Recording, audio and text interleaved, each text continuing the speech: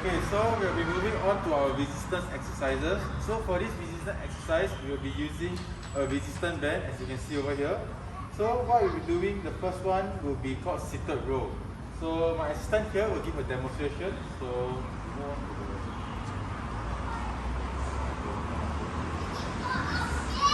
okay. So make sure that the level that you tie the resistance band to is around your chest level, so that it is much more easier for you to do. So what we're going to do is we're going to sit down first, okay? Make sure your leg is straight, and then pull back by using only your shoulder and your arms, and not using your entire back, just pull like this, okay? So try. Pull back. Yeah, as you can see, she's only using her shoulder to try to pull back the band. So the target muscles that is being used will be your latissimus dorsi, your rhomboids, which is in between your shoulder blade, your trapezius, which is your neck, shoulder, and your upper back. And lastly, your biceps will also be engaged as well.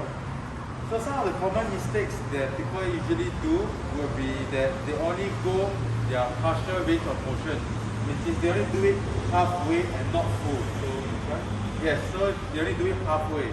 So it's important that you go towards your full range of motion. So the second common mistake is with rapid movement. So some people tend to do it very fast. Yes, like this. So this is actually wrong because you are not engaging the muscles efficiently. So you want to do it slowly and steadily. So lastly will be shrug shoulders. So people tend to usually shrug their shoulders up. Okay, so what you should do is to let your shoulder down and to use your shoulder and your back to try to pull it like this. Yeah, so this is the wrong one. Okay, so some of the safety tips that will be, you want to make sure that you do not lock your knees. So in the event if you lock your knees might actually snap if the weight is actually too much. So you make sure that you want to bend your knees slightly.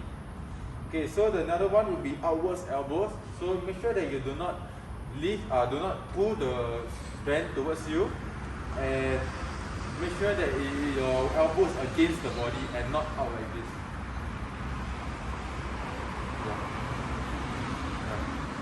Okay. So lastly will be rounded back. So make sure that you do not bend your back or do not lean backward. So make sure that your back is straight as much as possible. Yeah, so this will be the wrong one.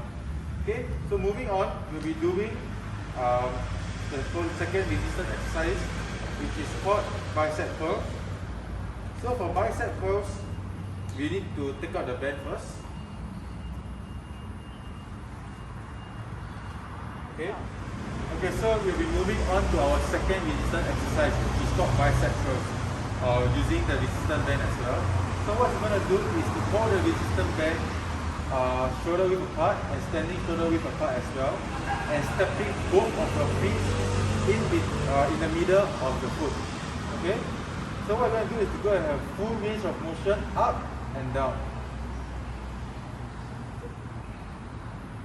Okay. So the target muscles for your bicep curl will be your bicep brachii and your brachialis. And so the starting position is to hold the resistance band supinated grip instead of pronated, okay? And to ensure that you're standing shoulder width apart. So as you can see over here. And some of the common errors that usually happens will be that your shoulders are being shrugged, because if the band is too heavy for you, you tend to shrug your shoulders to help you to have a full range of motion. So some of the safety cues you want to take note will be that when you are going up, you want to breathe in, and when you are going down, you want to breathe out. So it's always important to make sure that your shoulders during the upward phase are coming up towards your shoulder. So you're just going to move your elbows up and down instead of the shoulder. Okay? And make sure that your knees are slightly bent and not straightened fully. And when you are, most importantly is to make sure that you do not hold your breath. So you want to try to do the wrong one. So just like so same thing, make sure you go for a full range of motion. So by doing this is wrong, okay? Because on top of that, you have to make sure that your wrist is straight and firm instead of bending like this or like this. Okay? So you want to do the So this is the correct one, okay? You do the wrong one. Yeah. So you see the wrists are being bent. So this will actually cause wrist injury to occur if let's say your resistance band or the weights that you are lifting is too heavy. So that is all for our resistance exercises as well as our warm-up and cool-down exercise. And yeah, thank you.